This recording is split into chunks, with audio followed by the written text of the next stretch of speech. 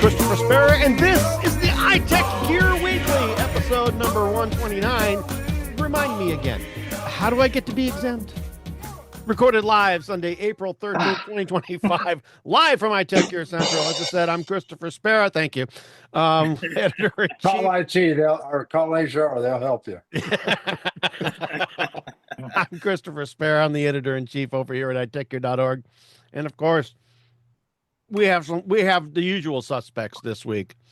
Back. And we apologize in advance. Yes, we do. And of course, those dulcet tones, the former contributing editor from Gear Diary and Pocket Now, the late, great Pocket Now, and editor over here at iTechGear.org, Mr. Chris Gavula. How are you, sir? I'm doing just fine. You know, we're ready for our usual round of chaos. Yes. Yes. Usually self-inflicted. Usually self-inflicted. Yes. Correct. Oh, so correct. Yes. And of course, those dulcet tones belong to the former co-owner of WUGNET Publications, are the one, the only, and our favorite Dr. Mr. Larry McJunkin. How are you, sir? I am fine. This was a busy weekend for me. Spring cleaning. The garage is almost done. Oh, that's cool. And I decided to clean out all my file cabinets. Wow, over 20 years worth of clean out. I have a stack of papers about 2 feet tall. All your follicles. All your follicles ready to go to shred now, because I'm not doing them 10 go. sheets at a time. Yeah. That's all I got to say. Yep. You know? And of course, last but never, ever least, the former contributing writer from Gear Diary and currently the host of the Linux Link Tech Show and Living in the Retro Arcade podcast. And of course, editor over here at iTechGear.org, brother Joe McLaughlin. How are you, sir? I am doing just ducky, and I should have opened it up with who's got 2 thumbs and had to buy smaller clothes. This guy. That guy. We've seen them, and they look good. Looking good. This week's episode of Living in the Retro Arcade was my review of Pixels, the Adam Sandler. Nice. Gosh, that's a way back, but it was a thing. It was a thing. It was. It was. It's one of those films that a lot of people derided, but it's not as bad as people think. No, yeah, that's true. It had a lot of controversy at the time too, for a variety of reasons. But did. Yeah, because Adam Sandler's only character is Adam Sandler. I don't know why people are surprised by that. Yeah, I don't. You know, but hey. I don't know. But you know what else was controversial this week? And it actually ended up being very interesting. And while this doesn't necessarily have anything to do with just Apple, right?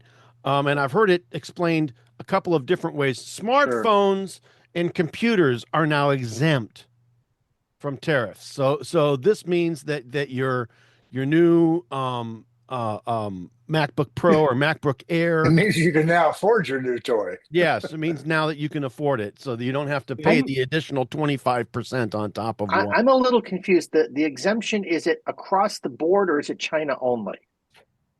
No, across the board. It is across the board. From what I understand, it would be articles, it would be across the board. And from what I also understand, I had also heard in some cases that it was all electronics, and I don't know that that's necessarily the case. I've heard for sure smartphones and computers. I did not read that. I read 2 or 3 other stories to go along with the one that was in the show notes. And basically, we always try to do our best to not get political on this show. We do. So we won't. We do. We won't. Because I won't. I won't have the hate. I won't. No.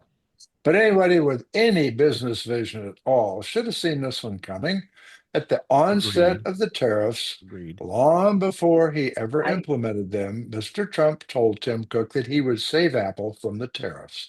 Well, he couldn't very well in the end do that without saving HP and whoever and everybody else, right? I think they win. We all win. All consumers win. And while I'm happy about that, I'm kind of sad we're losing our good friend Canada. But I would rather we hadn't done any of this at all. But it is what it is. Me too, but having Chris. said that, I do think it's all electronics. And the reason I say that is because I've seen a couple of stories saying that this will benefit Tesla as well, and it wouldn't if it wasn't including all electronics. Oh, and you got to think about this. Where's the majority of the chips made? They're going to be made in Taiwan, China. Phones are Apple's making iPhones out of India. India, all yeah. these chips are even for GM, Ford, Stellantis. All the chips they need to make the cars come from there. From China. Even if they're made here and assembled here, they still have to get chips from there. So that's going to impact all business. It doesn't matter whether the final product's put together here or where. But 87% of every Tesla is made in China. Every part, 87% that is true. of them. Yep. That is true. Even the metal stuff. I mean, it's just Batteries, a lot of stuff. But it really doesn't do that much with the rest of the auto industry. You're right; it helps with chips and stuff. But the problem is with the auto industry, at least as it stands today, a huge amount of the work is actually done in Mexico or in Canada. So unless those two countries are also exempted, we still have a large problem with those industries right now. Right. So and we got Sure, it'll be clarified for us. We got U.S. car makers that are making models in Korea, namely True. GM makes the Chevrolet Trax and the Trailblazer in Korea. And I'm sure that other companies are doing the same thing because it's cheaper to make them there. Yeah, oh, sure. Yeah. That's absolutely. Even, and they've already I've already seen a bunch of numbers that says, if we brought it back here, the prices go up. There's no question it goes up. The more we bring back here, the price goes up. It is what it is. It's nature of the business. And they even made cars in Australia and shipped them over here. Yeah, the Holdens were rebadged as Pontiacs and other GM products. Yep. Right. So what I think the Trump administration is finally realizing is that we are truly in a global market now. We are. And we can't make, I get what he's trying to do, but we got to realize too that a lot of that capacity that we used to have to make things here is gone, and it's not going to. I would rather see us investing our money other ways to make ourselves money. The problem made it go away ourselves when we let it happen and all go outsourced. Yeah, and I will say that we've gotten ourselves into this particular mess. Because we found the cheap labor, we used it, and now we have a huge issue in my opinion, as far as all manufacturing. The people here had to go find different jobs and get retrained to do something else. The other problem we have is if we try to bring it back in, not only do our prices for those particular products also go up because our labor is higher, it also means we're going to have a harder time selling it to people in other parts of the world because our prices will now be higher. Well, yeah, so potentially. No, potentially. Well, the reason why I say is because we're not going to bring it all back here. All right, we that won't. May be true. We won't bring it all back here. All right, because companies are going to complain. Hey, look, we're willing to do some of it here in order to affect the level of tariffs, et cetera, and we're willing to go ahead. Their product, they're not going to do it, Chris. They will not. Well, if they can't get it done properly, they'll move it back. Well, yes, if they can't get it done properly, if there's it's all a challenge. So. My point is from a manufacturing and quality perspective, if they can't get it done right, they aren't going to do it here. I agree. No. All right. Oh yeah, absolutely not. I agree. True. However, but I don't think they're going to bring everything back. I do think that they will bring some of it back, enough to make a dent in some of the job markets and enough to ensure that the tariffs aren't necessarily as horrible as they used to be. However, I get that, but tell me then, how do you go to Texas or New Mexico or somewhere, build this big building in the middle of the sand, and you say, okay, people, come in, you got a job. How are those people ever going to do the kind of work to build a telescope or whatever?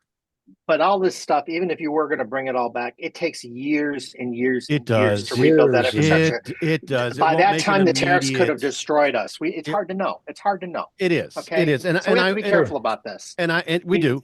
And I will say that something has to change here. I'm not sure exactly what it is. I wish our approach was not pull the trigger and then see what happens and then pull back. That to me is not helpful, Well, but it is what it is. It's hard to That's where go we are get right that now. bullet. Well, yeah. It's evidence, challenging. If you want evidence on how slow it is to bring this manufacturing capability back, look at the Intel plant out in New Albany, Ohio. Oh yeah, years. Yeah. And they still can't get it done. That's just the building of the freaking plant. All right, let's not talk about setting Staffing up manufacturing lines. Let's not talk about all of the changes to the supply routes, all of the training that needs to take place, etc. None of it's easy. None of it's easy. But we digress. Yeah. There's always stuff. It's always going to be a challenge, I think. So we'll see. Don't get me wrong. I'm not saying we shouldn't do those things. We should, but I agree. I expect it to just happen like that because I would also like to see us do it with a little more research and foresight, not just jumping into it. That's what I would have liked to see. A little planning. There you go. I would like to. I would also like to. It doesn't matter what side of the aisle. It doesn't matter. With the planning. No, it doesn't. No, it doesn't. This is all things that would have to happen regardless of the politics. We're talking benefit the American people. Absolutely. That's what we're trying to do. That is not political. No. And you're talking business decisions too. That's not political necessarily, right? But we have other chaos to talk about too tonight. We do. We have more chaos. We do. Because apparently the chaos stopped at Apple. And it's still there. No. We got rid of some external chaos for them. Now we've created some internal chaos. There we go. Driving on chaos. This one I thought was kind of cool, though. All right. I really thought that this particular thing was kind of cool. So go ahead, Chris. Get us started in this. Well, as we know, we've said this time and time again on this show that Siri is a product, and you can call it an AI product if you want. I'm not sure it was ever originally intended to be that, but today it's supposed to be that, and it sucks. And we all agree that we've said this over and over and over. It does. I don't think we spun the wheel for Apple a couple of weeks ago, and it's the thing it's always been. But now all of a sudden this has become a big thing. Because Apple had said because of the wonderful things it doesn't does. Well, it doesn't do. Yeah, it doesn't does. Because they were going to introduce a bunch of new AI features, and again, I question the term AI being used, but they were going to introduce a bunch of stuff, and then they suddenly pulled back. Well, they pulled back. Why is because, and I found this part interesting. When Skinny Timmy came on stage and says, "Now let's go over to Craig to talk about all the new fun things we're going to get with iOS 18 and Siri," and they made this whole thing out like, okay, it's going to come. There's going to be a couple of parts. In 18.2, you're going to get, Siri processing things on the local, and then it'll go out to the cloud when it needs to. And actually, that plan seemed to work pretty good. At least it started to in 18.2. Unfortunately, shortly after that, the strategy from upper management shifted. It was originally supposed to be a small language model on the device and then a larger language model in the cloud. And then management says, nope, we want one language model and it's all going to be in the cloud. And this frustrated a lot of folks. It frustrated a great deal of people. Well, I don't know if you read about it or not. Did you read the articles with the interviews of the leaked interviews with Apple employees about how much infighting was going on inside that big circular building? Let's add another layer to that, because not only did they say you have to use the one model, they said you can't use somebody else's model. Can't use third party. Internal. No, it has to be something internal that we develop. And everybody went, huh? You're nuts. Yeah. Well, that's when Frederici came in and said BS. Well, yeah, but there's a little after that. Yeah, it kind of blew up first, but it did blow up first. In fact, they lost some good people over this infighting. All right, there were some Apple engineers that were working on. There were two different two different models, Minnie Mouse and Mighty Mouse. Mighty Mouse, yeah. Right? Minnie was supposed to be the stuff that was on the device, and Mighty was supposed to be the cloud-related stuff. Right. And because of all the infighting between two models, one model, two models, one model, they lost some software engineers. They just got fed up and left. This is going to happen. Yeah. I mean, and that's Chris Gavula. their AI ML group true. has been dubbed aimless, right? AIMLESS, right? And I would argue Aimless. I would argue they're not aimless. They were just given lots of conflicting directions over and over, and I think that messed them up in a big way. When management cannot decide and cannot get your technical folks who know what they're talking about and know the way that things should be done to hop on board, management needs to stop and listen. All right. I agree with and try that. to at least figure out why, and at least have them understand why, right? At least have management understand why. Yeah, I think there's a lack of listening the technical going on problems exist and why we shouldn't do that, and at least have management explain to the engineers why we need to do this. All right. And why do they have to build their own, large language model or small language model in order to have this work? And let's keep in mind that on top of all this, Apple still has to maintain the privacy standards that they had set for everything, and that puts kind of a bit of a challenge on top of the whole layer. How do you do all that and still maintain all that? Which was why we went with the conversation of the local small model first, and the cloud as the other. That's why they went that route. So exactly, now if we can continue on kind of into our next story, which is all part of the same thing. Right. They've now kind of regrouped, as it were. Well, they have, but one more thought on what you started talking about. Okay. I mean, it was Frederici that came in and said, time out. We are now, folks, going to use third-party stuff. Well, that's part of the regrouping, Larry. That's what I was going with. It's part of the regroup. They're going to do something. That's a big deal. Apple's never done that before, ever. Nope. Well, that's true. That's true. They've always had to home grow their own stuff, right? And but I think where Chris was going, there's some new features coming in iOS 19 that's going to be a little bit earlier than we thought. After we found out that this shakeup was going to push it out into 2020, God knows when. But so this hasn't been Apple's most shiniest, best year when it comes to spinning the Mistake-a-thon wheel. But despite all the AI setbacks, I still think Apple is going to get out a revamped Siri later this year, and if they're successful, I still believe you can credit the minor reorg and the shakeup itself, the change of leadership. Yep, I think so too. All of it, Frederici. I'm a big fan of him. I really am. And they did give us a nice M1 M4 app. The hair. But they did give us a nice M4 MacBook Air this year, so let's give them that. Let's give them credit for that. Absolutely. And also, the other thing I don't think this is time for Apple to apply their previous philosophy of let's stagger this. Let's bring out a little this week. Oh, yeah, I agree. This is the time to throw all the money at the problem, solve it, come out in the fall with a Siri that'll blow us all away. They probably can't, but try it. Just try it. Don't you think they have to do that at this point? I do. I don't think they really have. do. I don't know. I don't know that I agree with that. And here's what I'm saying. This is the discussion that I was wanting to get to. So go ahead. I think. See, and I've said this all along. Siri has sucked all along. And yes, there were some things they were supposed to be. There were things that were supposed to be in 18 that didn't get there the way they should have gotten there. Right. But I really think that this whole thing has been blown way out of proportion in the press and whatnot.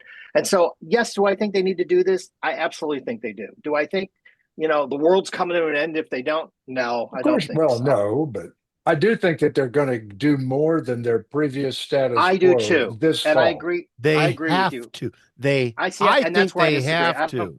I don't think they have to. I think they have to. They've got a huge problem right now. They've got a huge marketing problem with Siri right now. Yep. All right. Yeah, but I think that's a small part of their larger image. So I don't think that's because, quite frankly, we've talked about this on this show too.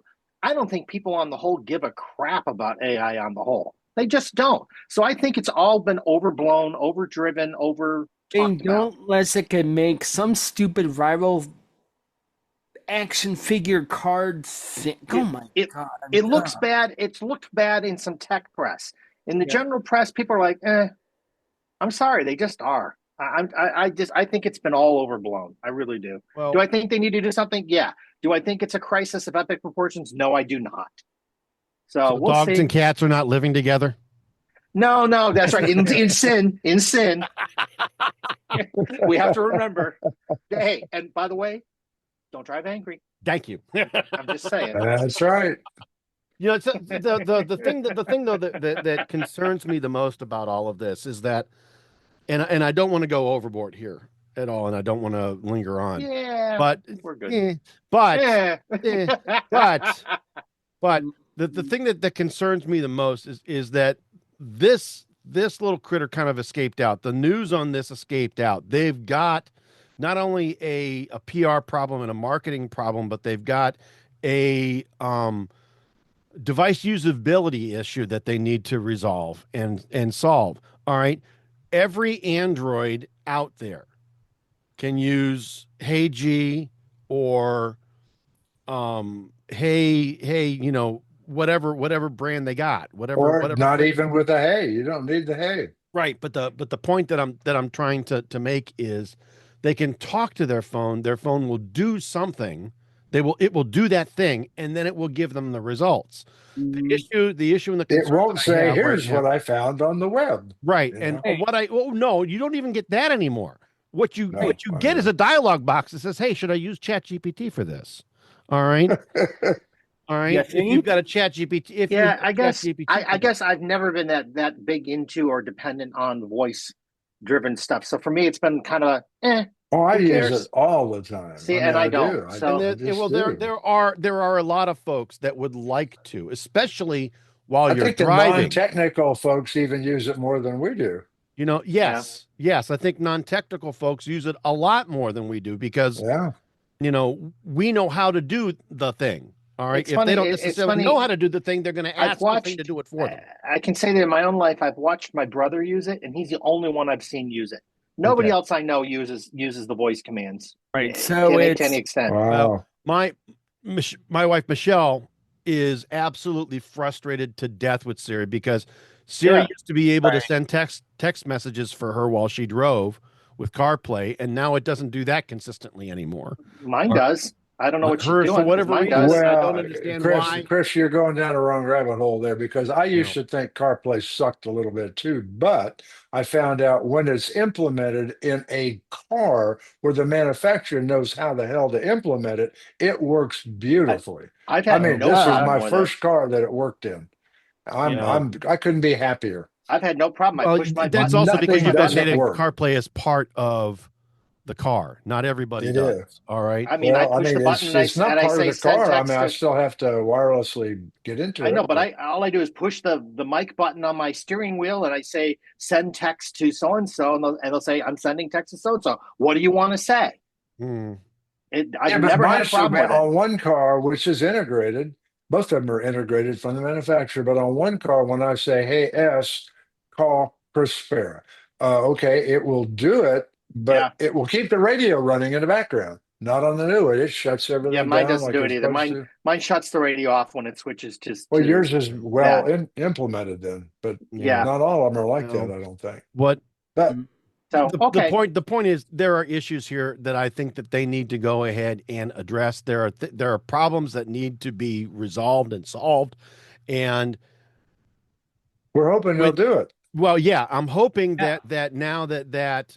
So supposedly some of this stuff is coming into 19. That's the thing. So the thing is, some of this supposedly is going to show up in iOS 19 theoretically. That's what we're hearing. Right? Yes, that is the case. So, and speaking of cases, all right, wasn't it a case, Larry, that kind of let us know what the iPhone 17 Pro Max it was several manufacturers, several cases, all the same exact. When they put them up together, they all were identical. So pretty much says what it is. Well, and wasn't it geekygadgets.com that put out an early hands-on with Yeah. the iPhone 17 Pro Max. It was. Yeah. And everybody by now has probably seen this. It's kind of like it's similar to a wider Huh. camera bar like Google has put on their Pixels for a while, which I happen to like them. But in my humble opinion, this is the best backside on an iPhone Pro that I have seen. But then I have different opinion than I'm some of going to my caveat it. showmates here. I agree with you. No, I agree with you, Larry. But I'm going to Oh, caveat that okay. because the But pictures I've seen it's are goofy misleading. reasons. For Right. me, Well, it's the picture somewhat mitigates that previously lopsided bump, which I hate. maybe, and that's my caveat, Larry, because maybe. So if you look at the images, the different images you see, yes, it goes across the band. What's not clear is, do the lenses stick out even higher than that? Because if they do, then you haven't eliminated the lopsidedness, and it's Well, awkward. if they don't do that, then they still have a problem. But I hope they do and that's what I don't know. That's what I don't know yet, You because the know, pictures are misleading, and I'm not I sure don't know which That's why. one thing that I could not determine from the pictures was, Yeah. in fact, whether or not the lenses stuck out farther even than the further. bump, Yeah. right? If they're Because the on the same as current the bump, iPhone, then they do, right? yeah, if they're the same as the outside bump, then we're good. It'd be even across the board, and I totally agree with you, Larry, what you're saying. But if No, they stick out I just further, wish then it. we haven't solved it. If that's the Just case, make That's If they the stick very out further. true. thicker, put a bigger battery in it, and be done with it. It's like, come on, guys. And everybody wants thinner. That's why they're coming out with the I- iPhone you know what? Air. No, I not agree. don't I agree care. with Joel. I agree Yeah. with Joel in this one. not everyone. I do too. I'm just telling you that there are 14 Yeah. million girls out there that are going to buy this thing, and they want Yeah. thinner. They do. Actually, they just want pockets that their phone will fit into. Yeah, there's that to be said for it. So I mean, So I don't know. Well, when it takes that, those pockets aren't going to happen when it takes 3 people to put their jeans on. So, you know.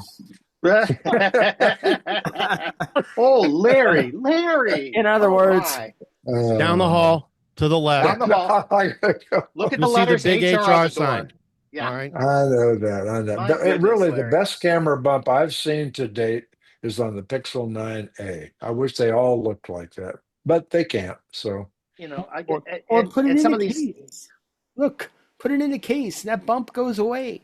I know. Well, wait a minute. In some That's not cases, yeah. true. That's not true. Look at this bump. It's in a case. The That's bump is because there.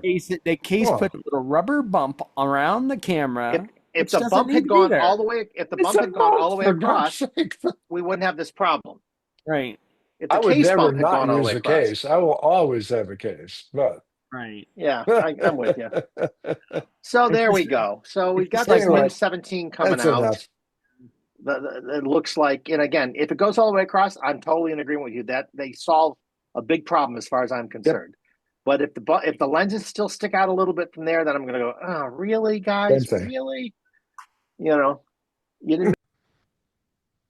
All righty then. So let's go ahead. I wanted to go ahead and make certain that we did talk about the iOS 19 release that's coming up. It's going to be dedicated really to the iOS 17 series, right? Not only the iPhone 17. iPhone 17. What did I say? iOS 17. iOS. All right. Well, whatever. It all goes with the thing. All right. All right. So yes, the iPhone 17 series. You've got the 17, you've got the 17 Plus, and then you've got the 17 Pro and the 17 Pro Max. So there's some interesting stuff that's coming out. And this particular video that came out, I thought was actually a really good video. All right. So show of hands, who watched the video? Go watch the video. Oh yeah, yep. Joel did too. If we all it's did. true, if it's valid, yeah. If it's valid, there's some interesting stuff coming up. Blair. Yeah. So what do we got on this? In the video? Well, yeah, I mean in iOS, not necessarily the video, but I mean in iOS 19, some of the big things that are coming out in iOS 19 is not necessarily round icons, but more rounded icons. You can make the corner, maybe, right? Again, What these guys are talking about here is really more of a 30-degree rounded sort of curve. There's still square size. It just looks like a more rounded stop sign. It looks more like a die to me, than it does You know, a square anymore. right. Like So with corners the point rounded though is more. if you look at some of the leaks that you have seen either in photographs or in videos, you're Hmm. going to see, and you see the phone tilt from side to side. All right. You're going to see that a reflection along the edge sort of rotate around the icon. And this is not necessarily to say, hey, it's got round icons, but that it's got a glass-like appearance to the Yeah, OS. they're trying to drag the whole OS a little bit toward the way Vision OS looks. Yes. Well, And actually, what I'm also reading here is it's the first time that it's really going to look a lot more like Mac OS, and Yeah. everything will start yeah, blending now. and we've been talking about that for a long time on this For a show. long, they're That's the slowly doing it. directions that, Well, that didn't the they start visuals may saying, be doing that. Chris, you and I had talked about this, Hmm. moons and moons ago, that Mac OS and iOS and all related variants, meaning Vision OS, Watch OS, iPad OS, Apple etc. TV OS, yeah. Right, we're all going to start merging Oh yeah, yeah. We've towards been each talking about other. this. They were going to become closer and closer. Yeah, And over the years, we've seen that done. And I was really not happy about that particular decision, if you recall, because yeah. I liked the distinction between the desktop and the device. However, Apple has done this sort of convergence in such a way that it feels natural. Well, It's not and because I it's would taking say, time. It's not and so because and it's taking time. It's because of the way that they're right, changes. but I remember mentioning this before. Some of the bigger changes that we've seen haven't been changes to the larger visuals of the desktop OS versus iOS. It's been things like making the menu structures work the same way so that Yes. control panels look similar. That I didn't have any Yes. problem with. As long as you don't Yes. make a Mac OS not work like Mac OS. Let it work like it's always worked. That kind Agreed. of thing. Right, I'm right, Agreed. okay right. with that. If you want to make the visuals similar, if you want to throw the accessories that are on iOS on Mac OS and the accessories that are on Mac OS on iOS, I'm okay Mhm. with all that. You want to add these utilities that I'm fine with that. You want to make the menus so control panels work the same whether you're on a Mac or an iOS. I get it. I'm okay with Mhm. some of that stuff, but leave the basics, leave the fundamentals alone. Agreed. You know, Agreed. I don't want, if you will, I don't want my phone to look like my desktop, and I don't want my desktop to look like my phone. What I would like is, yeah. at best or at most, is a consistent experience. Now, But I would I like would to know that I'm on my desktop versus my phone. now I wouldn't be surprised. Now, if this is a big if, guys, because they've been saying this, they've How been big an if? staying away. A really big if, really big if. Um, But if they ever go to the point where they release the Mac with a touch screen, then I would Mhm. understand making it more like iOS on the desktop. I understand some of that concept. If it's a big if they never do that though, the model they've got today works extremely well with a mouse. iOS Mhm. works better with a finger. And I Leave it want to alone. say this right now. With the MacBook 13, I really wish this thing had a touch screen. Some people say that and some people don't, and I can understand both sides of that Why they equation. I don't? do. I understand why people don't like I it. don't like it. I don't want it. I have an iPad Pro No, that does that. I'm with Joel. I kind of wish there was a choice to touch when I want to touch because my habit is still to do it. And the main is because my main device these days is my 13-inch iPad Pro. So I Right. keep wanting to try to use my Mac Well, And all it in a does is similar ripple way. at you. All it does is And all it ripple does at is you. look at me. I Yeah. mean, Yeah. this Yeah. thing is this MacBook Air is really it weighs about the same as my Yeah. iPad. And I would agree. Putting touch in the screen would not be as efficient as using a mouse. I agree with that. That's not the question. The question is for those few times that my brain just reaches out to it, I want it to just respond, You want and it it just to doesn't. work and Yeah, I want not to be able. have you go Let me and double tap my icon and let it launch. I mean, But then is the problem you're going to have to blend the mouse Oh yeah, yeah. technology That yeah. and the finger Yeah. stuff, and absolutely. boy, Yeah. that's going to be And hard I to get it. do.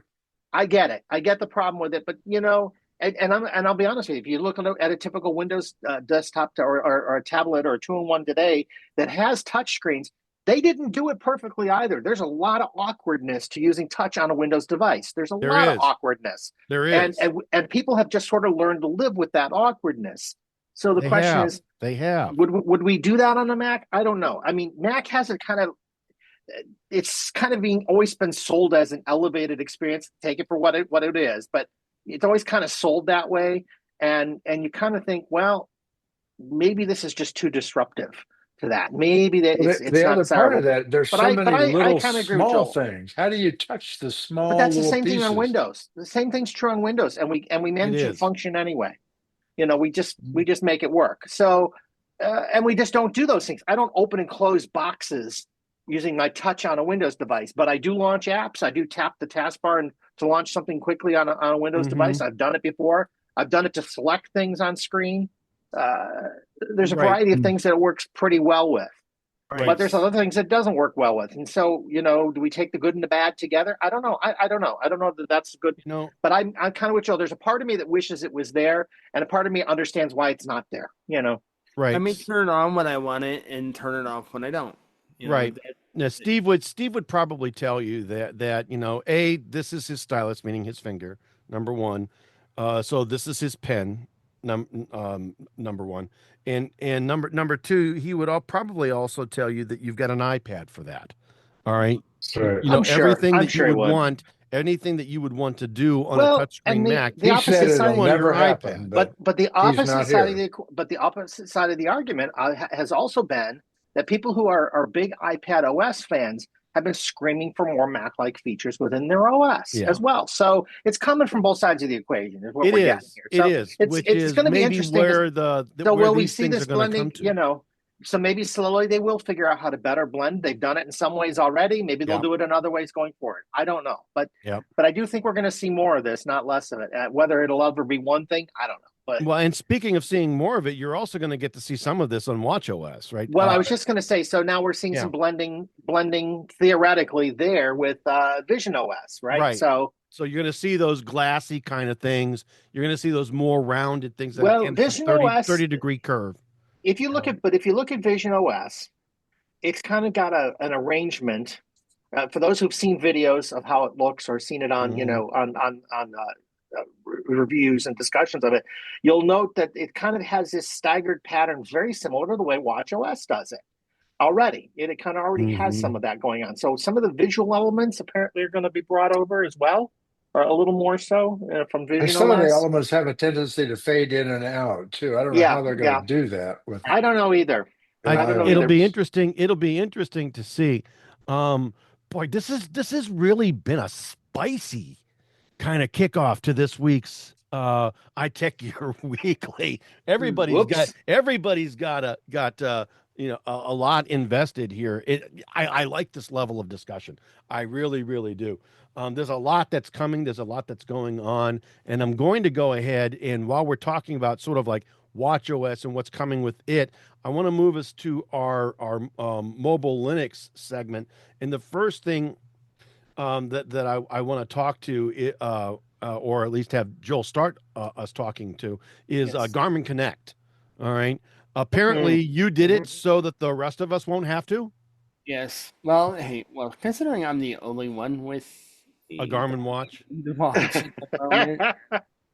I decided. Well, it's only $6. It's like what, $6 and $6-7, something like that. My Starbucks lunch cost me. Okay, fair enough. So, I signed up for it, and probably the things that there's one of the nice things here, and this makes me wish I could share my desktop. Is I created just right now. I'm signed into the web interface to it, and you're able to create a performance dashboard for different activities. Like I created one for running. All right. So it tells you like my total distance over time, total distance comparison, activity over time, activity or count time, heart rate, blah, blah, blah. All these different really kind of cool things. So that's one option you get. Another is, and this one I actually can share if I find a screenshot in there.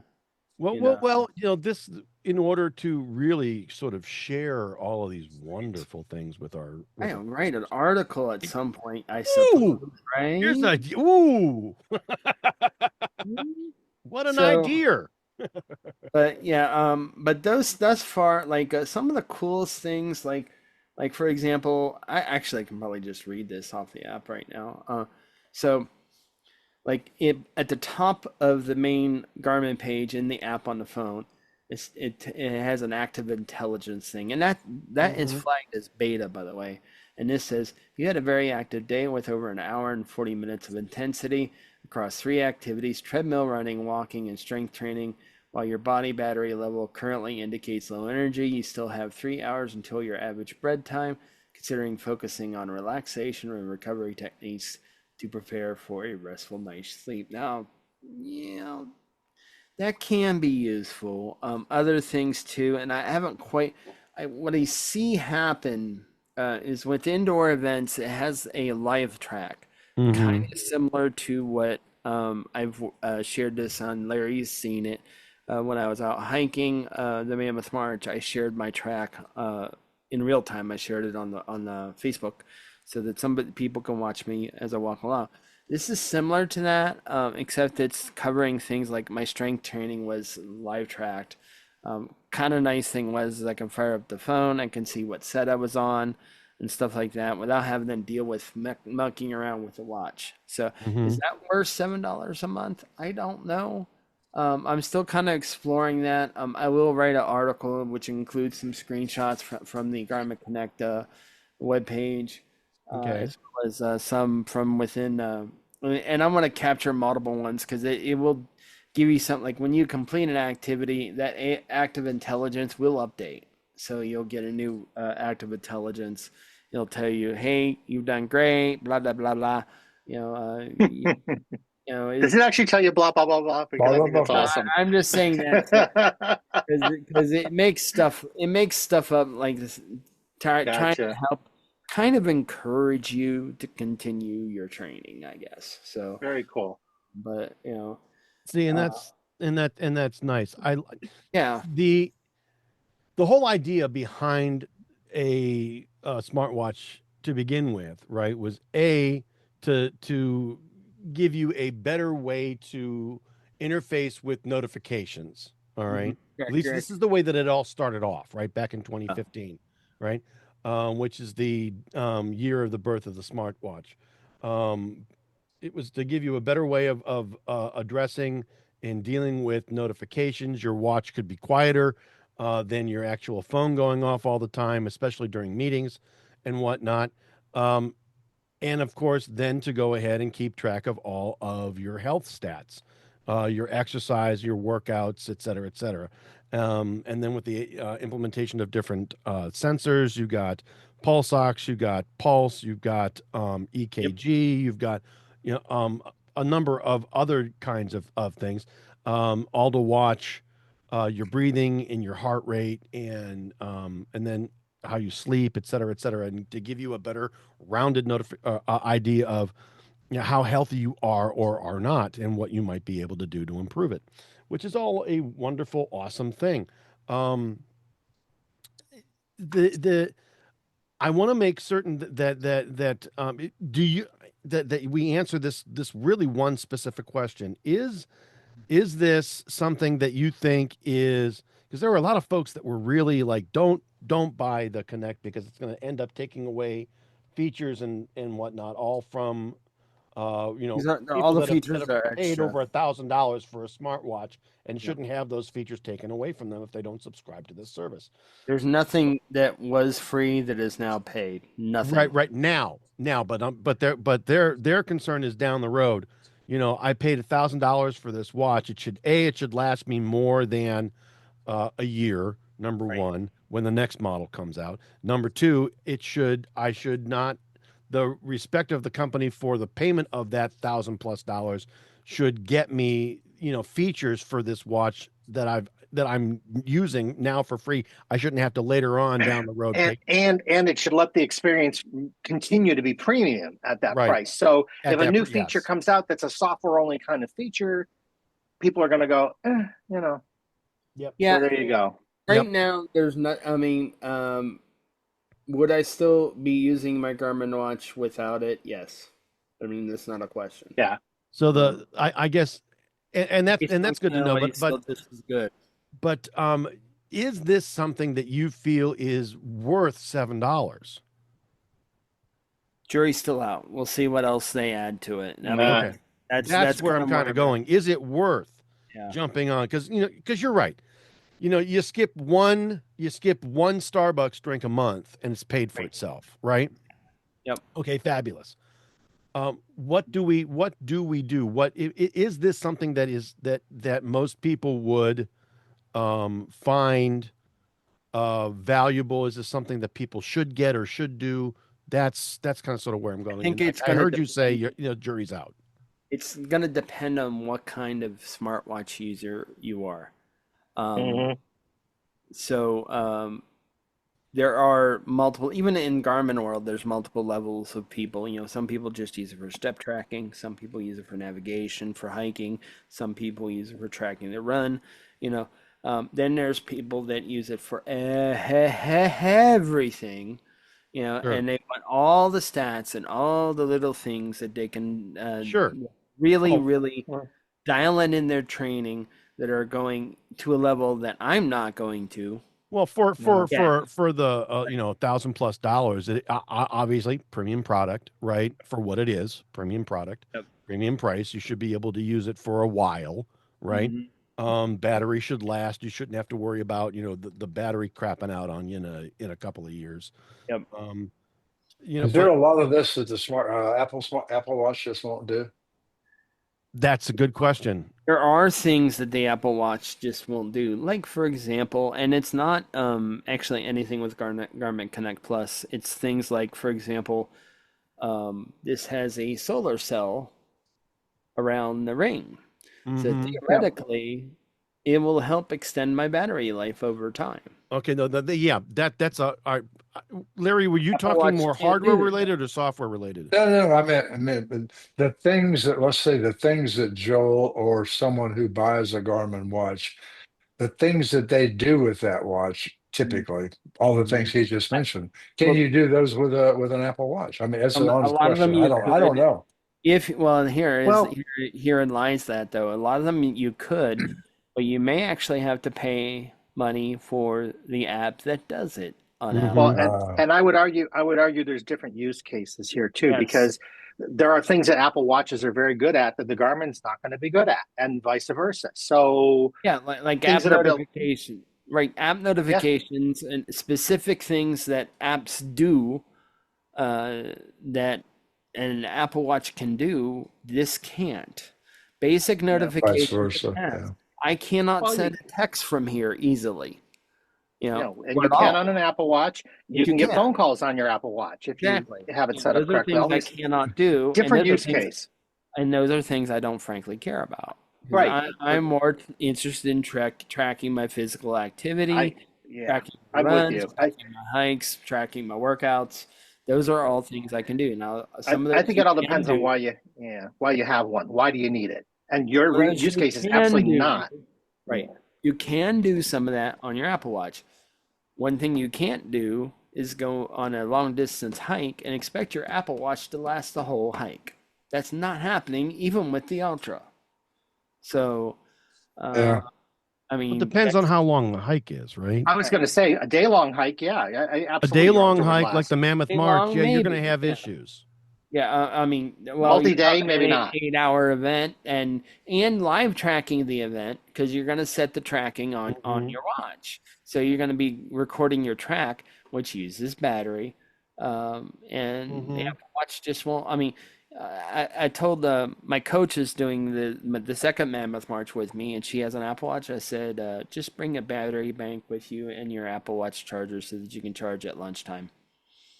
Because you'll need to if you want to track the whole thing. Sure. So, I mean, I'm getting between 2 and 3 days out of my Apple Watch Ultra. So So am I. I don't So know. am I. So I mean, and granted, she probably doesn't likely have the one with the LTE in it. So, and if gotcha. that's Well, if that's well, the if case, she's all right, so if she's She doesn't have an Ultra then. No. Nope. All right. Well, if she's got a, Different animal. if Yep. she's got if she's got Wi-Fi just edition. a GPS based or Wi-Fi based watch, then she should be all right. And the Ultra is the one that's really geared more towards sports events and Yes. sports usage. Yes. So Right. it does last a little I longer. still would bring the charger because it's even if you start the thing at 100, it's still because you're gonna be hunting for internet connection, both on the phone and it's always good to bring a battery bank on that thing anyway.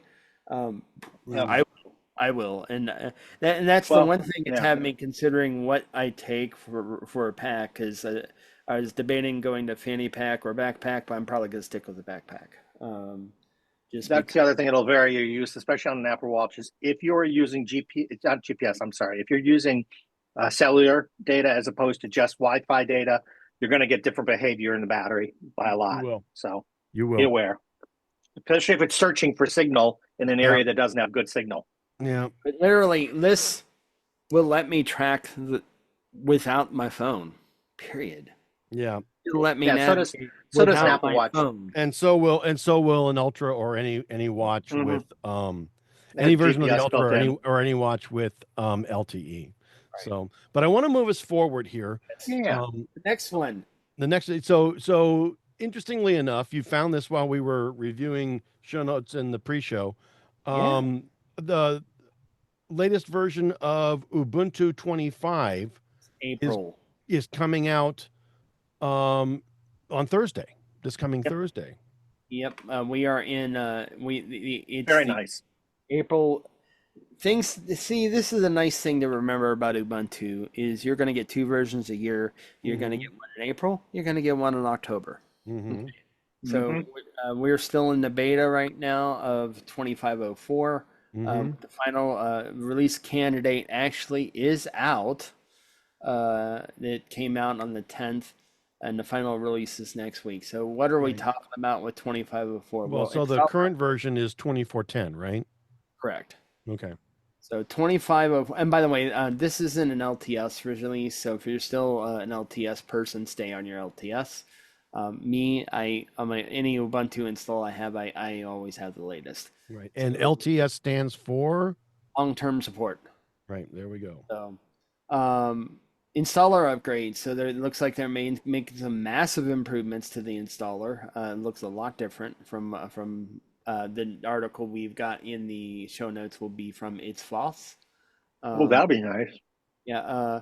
So new upgrades on that. User interface upgrades with GNOME 48 is going to ship with GNOME 48. Not a surprise. I mean, you're always going to get the latest version of GNOME. Now this is a new feature, well-being. So like we've had on Android and Apple, both those will tell you how long you've been using your device.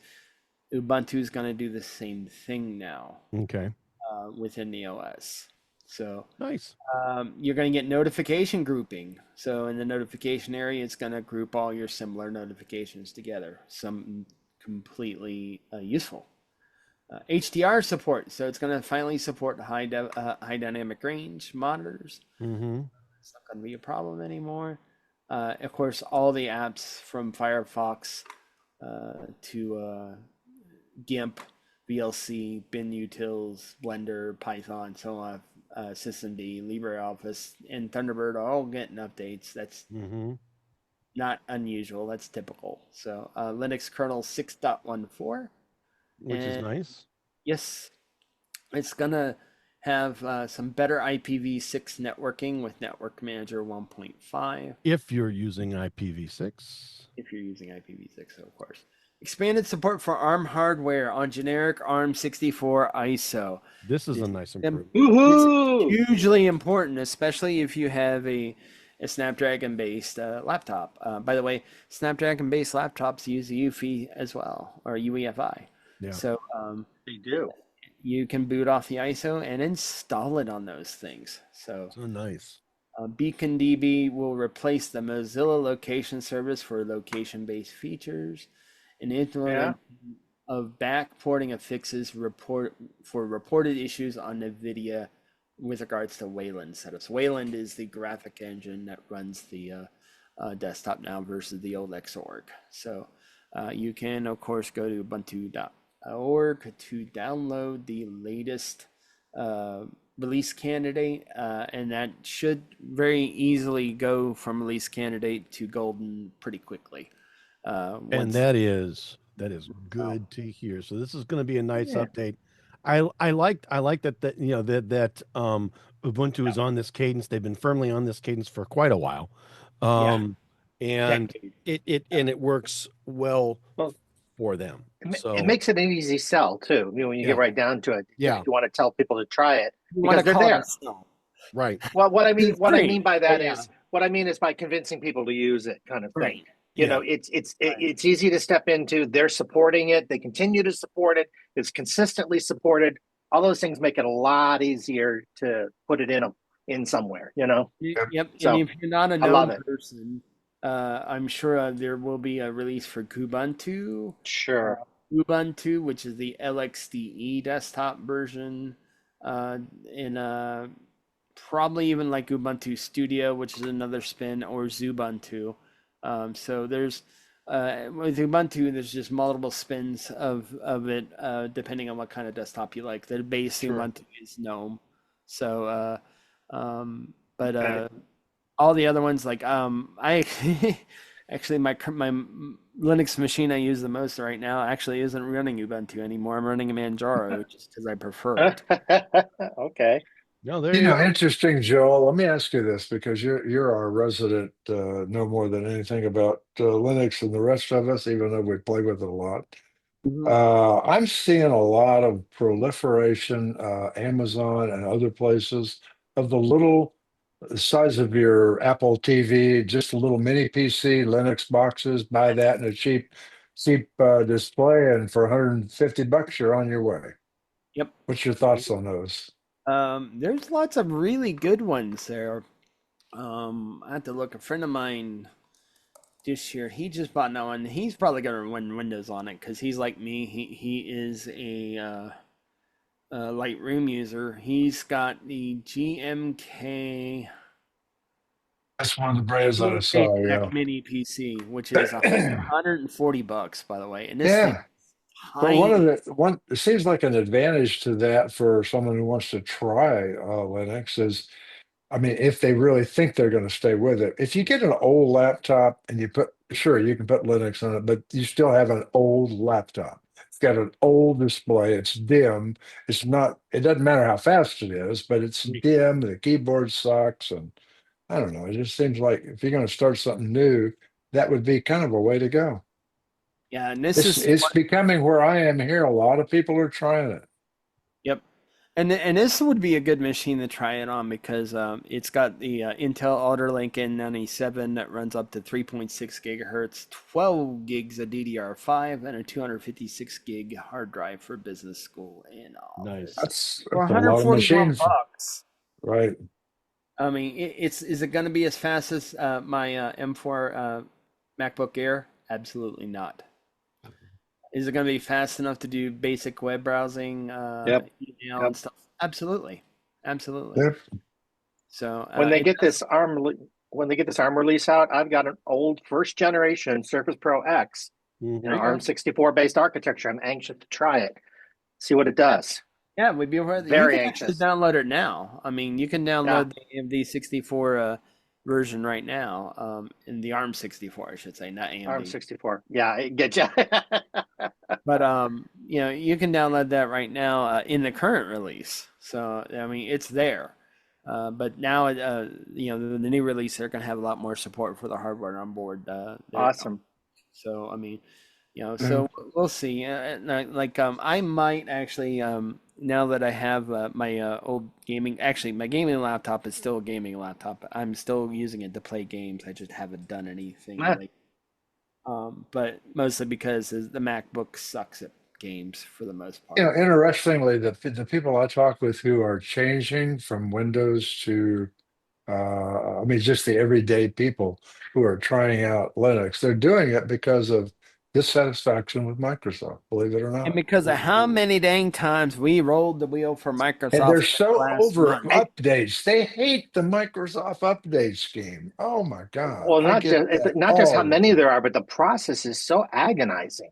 The It And is. process on an itself old just machine, it can terrible. take hours, for God's Yeah, for sakes. nothing, for a Right. little update. Gotcha. Yep. Which means this is a good transition to the Windows segment.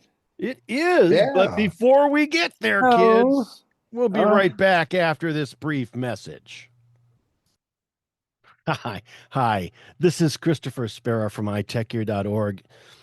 I wanted to talk with you today about becoming a contributing donor to the site. iTechGear.org has been around for almost 15 years. In fact, our anniversary is just around the corner on January 10th, 2025. 15 years. Where has the time gone? I mean, I've never really asked for any kind of donations for the site. It's always been about me providing value to you, a site visitor or podcast listener.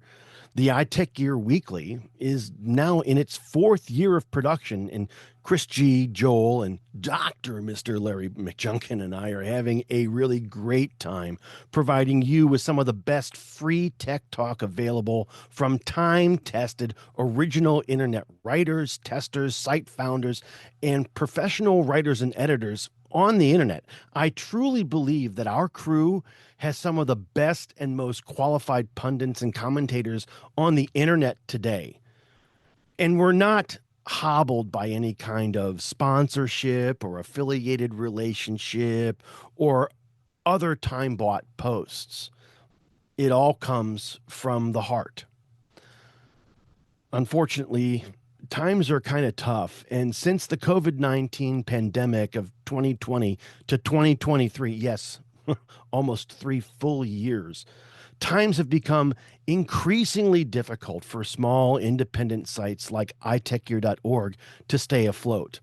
You know, I normally do this with a portion of the salary I make from the day job, but with the IT market so tight right now, it's really difficult sometimes for many to make normal household ends meet, let alone fund a site like iTechGear that might decide to bring in a buck or two.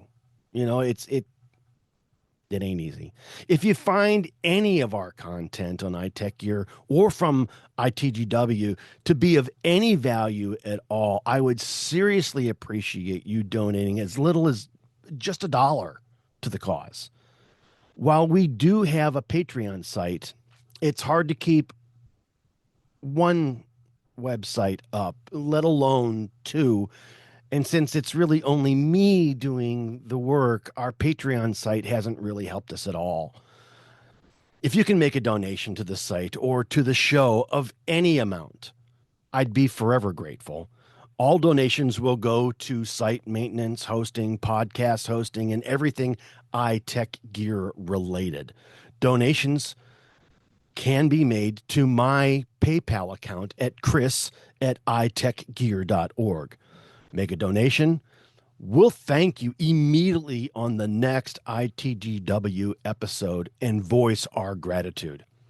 I want to thank you. We appreciate your consideration, time, and attention. Now let's get back to the latest iTechGear Weekly episode. You ready to roll And that welcome wheel? back to the iTechGear Weekly episode number 129. Remind me again, how do I get to be exempt? And I want to go ahead. I'm still working on it. I want to go ahead. I want to move us to our Windows segment. And Joel, if you could play the opening song, And We landed on it. all right, kids, we want to go ahead and get it to the latest version of the Microsoft Mistake-a-thon because there's actually 3 entries this week. So Oh, you gotta thanks, love this. Microsoft. So interestingly enough, Microsoft has recently released an update for Office 2016. All right, that is causing Word, Excel, and Outlook crashes. And this I thought was just absolutely fabulous. um, this April's security update is causing a number of different issues for folks that are still using Office 2016. Um, it's It's a 9-year-old version of I Office, was going to say, interestingly no, enough. you should not be using those. well, No, no, no. the issue here is this. I would think, okay, maybe if you're on a standalone license, this is obviously, and it Oh, would I have get to it. be a I get standalone it. license, right? I If get it it. works, if it ain't broke, don't fix it. It still Sure. works. All right. And it's still fairly modern. Yes. Is Apparently, it it works 9 until years you old, patch it. almost 10? Apparently, it works until you patch it. Until you patch it. So, Good one. yeah, this was absolutely fabulous. The only thing that I can tell you to do at this point is, they're working on a fix if they haven't already gotten it out. But I think they did get one yeah, out, but you have to put the original patch that breaks it, and you have to put the updated patch that fixes it. on You have to top have of both that, of them. yeah. Yeah. Right. So you got you still, that sandwich is still kind of messy because you got the And if you spoiled layer roll in back, between, and then yeah, the mush on exactly. top. And if you roll back the bad patch, it would work as well. So either of those scenarios get you Yeah, there. yes, but what I want to say here though is that, look, if you're still on Office 2016, all right, if you're a small business, you need to do something different. Yeah. If you aren't willing to pay for upgrades to Office, then you might want to think about LibreOffice or Open Office or another one of those freebies that are out there, the open source kind that are free and offer security, current security updates, as well as newer features. Or Yeah. you could go and you could look for one of those discounted license keys that are out there for Windows and or Office, and use that on your Windows 10 or Windows 11 PC. However, if you are using it on Windows 10, you're going to want to go ahead and you can't upgrade to Windows 11 on that PC. You're going to want to think about a new PC, because come October, that one's gone too. And you're in a worse situation then. But this is not good. So, and then after that, Chris, all right, Oh, well, the Mistake-a-thon just continues. it does. What's happening now?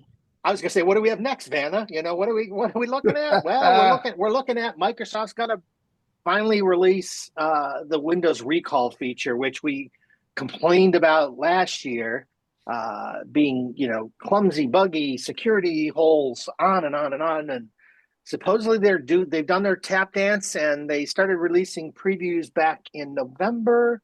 And now supposedly they're about ready to release this to the insider channels and beyond. And yeah, and, I would still not use this. I wouldn't touch this with a 10-meter cattle prod. Bad idea. No. It's such a bad idea. And again, it's still the same notion. They're going to save snapshots of what you're doing, and they're going to be able to recover them. Snapshots and or it's going to combine snapshots and movies and it's going to and system Just don't settings do it. allow you to get back to where you were at this point, but you're doing it visually, which I will applaud them for, because I'm a visual person, but I'm going to go ahead and shoot them for, because honest to God, this is a problem waiting to happen.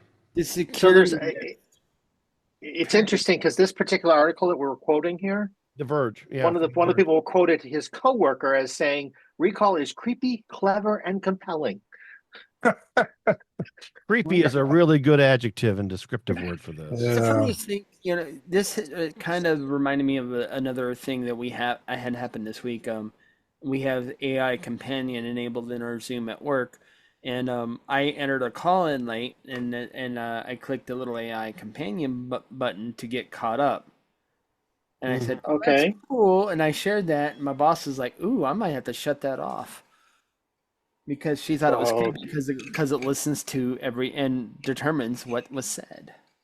So I mean, this is the same kind of thing with this. Interesting with this, even though it is what was that again, Chris? Creepy and what? Creepy, clever, and compelling. Yeah. So you have to opt into. All right. this whole thing right now. Yeah. The company planned to launch in October, but it got pushed so that the company could deliver a quote unquote secure and trusted experience. Right. All right. They did release that preview, secure and trusted. Yeah. Right. They did release that preview that you mentioned in November. All right, to Windows Insiders in the Dev channel for Qualcomm. That was Qualcomm based Plus device, PCs. Snapdragon. Yeah, Snapdragon based devices. Right. Yep. And then in Thursday's blog post, Microsoft does specifically spell out that you have to opt in, and you can which is something we complained about before. Right. We said and that you can pause snapshots at any time. All right. And that this is only going to be available on Microsoft's new range of Copilot Plus PCs, which is all nice, wonderful, well and good. It's also going to ensure that companies in regulated industries never, ever, ever, ever, ever buy a Copilot Plus PC, because this is not something they're even going to want on an image that comes with the machine. Nope. All right. Not that they would deploy opt in or opt out. They won't. don't care. They don't want it there. They don't even want it on the stock image. All right. That comes with the machine. This is not something that they're going to allow their folks to use ever. All right. To have all that crap recorded somewhere available on that machine or in the cloud for that particular account. No. Microsoft needs to realize that people use their computers for things they don't want anybody else to know. Yes. And they need to stop. They need to stop pushing this product. They need to stop pushing this product. There is nobody in a regulated industry, and I'm talking anybody in finance or fintech, anybody in pharmaceuticals, medical devices, anything, government, anything. FERPA as well. Right. Anything that is in any way, shape, or form regulated, you're never, which is a large portion of the folks that are out there. You ain't going to get it in. And even then, over and above, those that are not in those industries that are not regulated, if I were a IT director, hell no, I'm not pushing this out to anybody. No. So nobody in business is going to use this. I don't need somebody, No. It's a bad idea. When you add convenience, you usually risk security. That is absolutely true. All the time. It is a basic tenet of computer security. If it's more convenient, it's less secure. Period. Yes, and it is along the lines that I would call stupid, but that's just me. The last thing that we're going to spin the wheel for Microsoft this week on is that it finally, all right, removed a 6-month-old block for updates on PCs that are waiting for Win 11 24H2. Never mind that we're in the middle of 2025. Yeah. And really should be coming up to 25H1. Right. Because honest to God, they removed the 24H2 block. The 25H1 update that we should be getting from Microsoft at this point, or somewhere around this point, the folks that just got this block removed, you ain't going to get this damn thing until sometime next year. Yeah. Right. And that bothers me. Look, and I said this about Apple a while back when it came to Leopard and Snow Leopard updates for PCs that couldn't update to different versions of those operating systems. I'm going to say this about Microsoft and Windows 11 for PCs that technically could, except for the qualification where you have to have a TPM2 chip, and that's the only thing that you're missing or whatever. There's some reason why it won't install. Come on, stop blocking me from installing anything. Let me govern how my PC runs. All right. Am I going to blame you that it's sucky? Probably, but I don't care. There is a reason why I want the latest, greatest stuff. There's a reason I don't want to have to go buy a new computer in October. If I'm running Windows 10 now, it's probably because you won't let that PC upgrade to Windows 11. And that's pissing me off, obviously. um, let me make the decision of how well or how fast or how slow the damn thing runs. All right. There's probably a reason why. And, thank God, we're now exempt for some smartphones and computers as far as tariffs are concerned. At least, I can still buy that $300 to $500 computer, a Windows compatible machine. Right. But doggone, you know, let me make that. Let me make that decision. I don't need you making it for me. Make your own dang mistake. Thank you. I can do that on my own. Thank you. I can screw things up on my own. Pretty well. Yeah. Yeah. Well, history will dictate. History will tell. History has told. Thank you. And history is ashamed. Okay. Still shaking its head for some of those things back in 1986. And we're not going to go over those right now. We're still face palming over those. Yes, we things. are. Awesome. The last thing the couple other things that I want to go ahead and get to as part of this segment, Joel, there is a rumor, or at least word out now, that Microsoft is pausing the build out of the $1 billion data center project that it's been working on. What's up with this mess? Okay, there was 3 planned data centers for the Columbus area in Heath, Hebron, and New Albany, and those plans are now not moving forward. That was a $1 billion project. These were all pretty much tagged for Azure and AI things, and that's the theory, is that this is because AI is overhyped.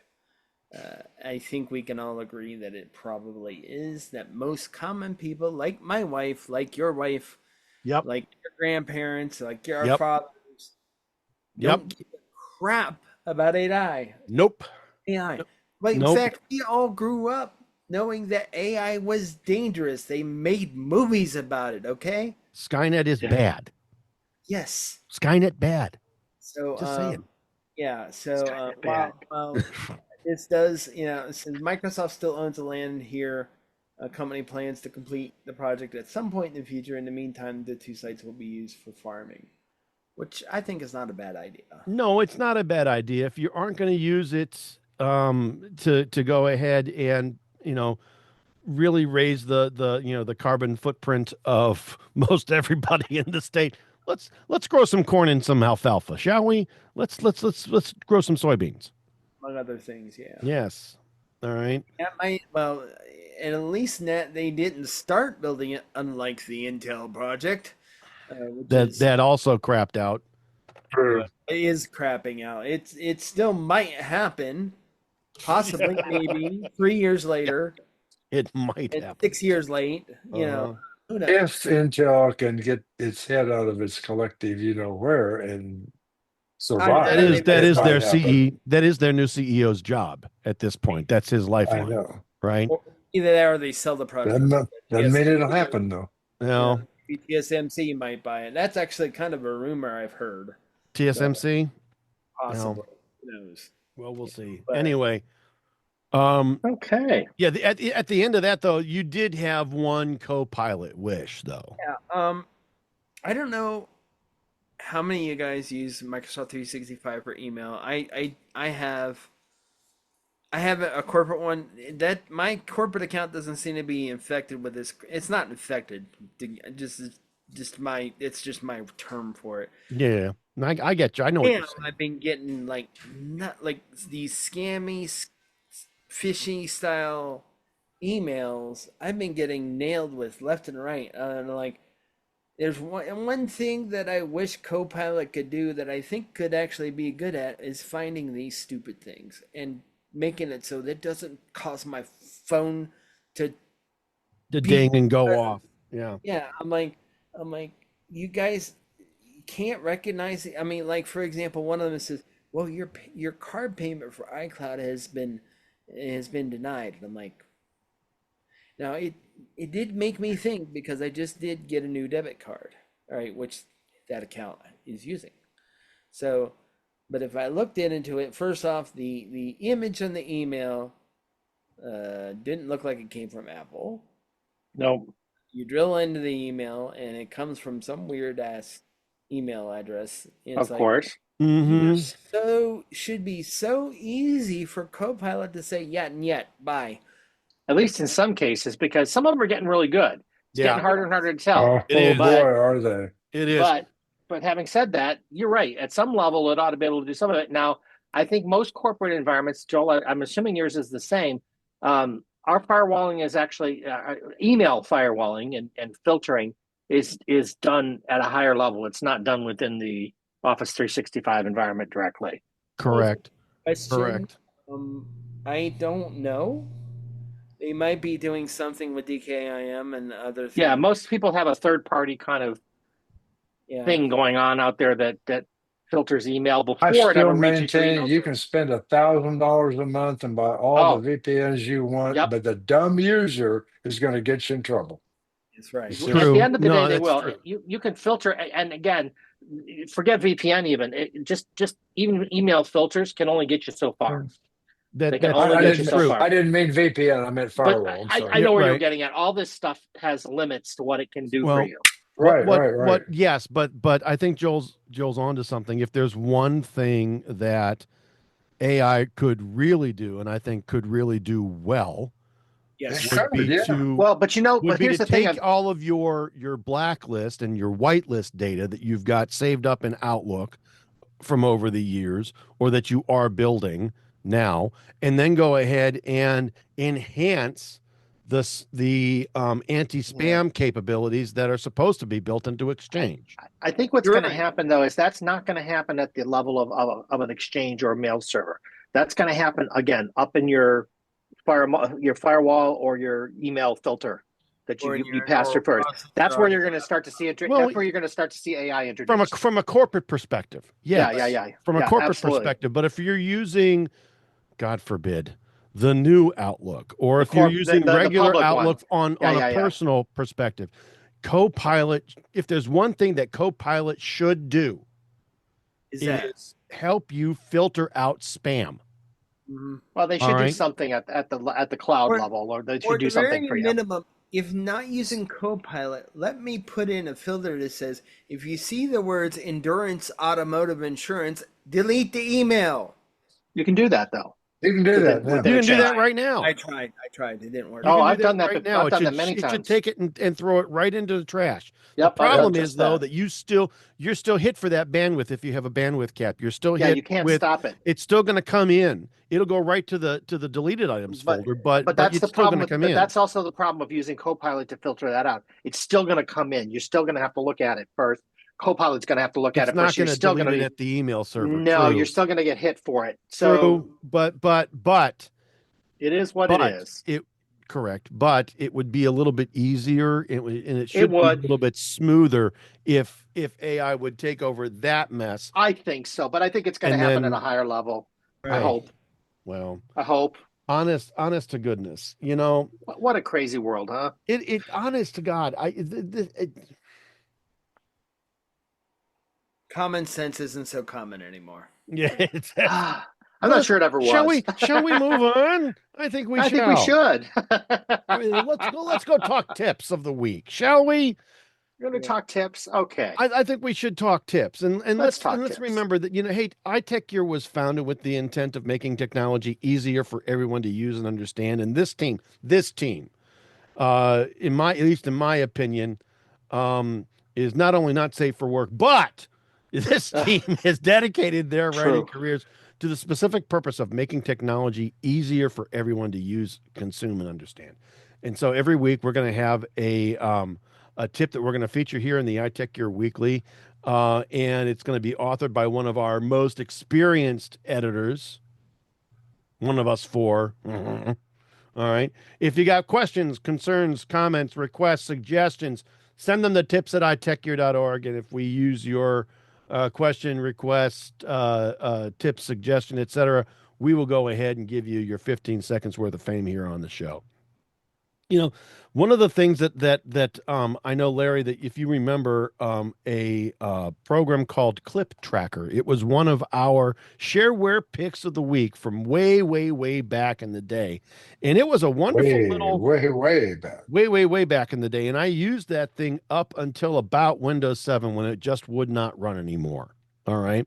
Um, and the nice thing about it is it implemented clipboard history. It was one of the first programs that I had ever used to really keep track of clipboard history and being able to reuse little snippets of text here and there and remember what I had copied and pasted during a specific computer session.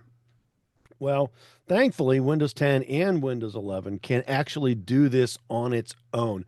Now, and all you've got to do is hit the Windows key and then simultaneously hit the letter V. All right. So instead of Control V, it's Win V. All right. Now, this will bring up a cute little display that you may actually have to turn the feature on with. It's going to be the clipboard control panel that will allow you to go ahead and configure how many clips you're going to save and how long the history will be, and allow you to uh, save some of these, pin some of these so that you can go ahead and save them and reuse them over and over and over again. But the whole thing that's to start with this is, and you have to turn this feature on specifically in this program window that pops up.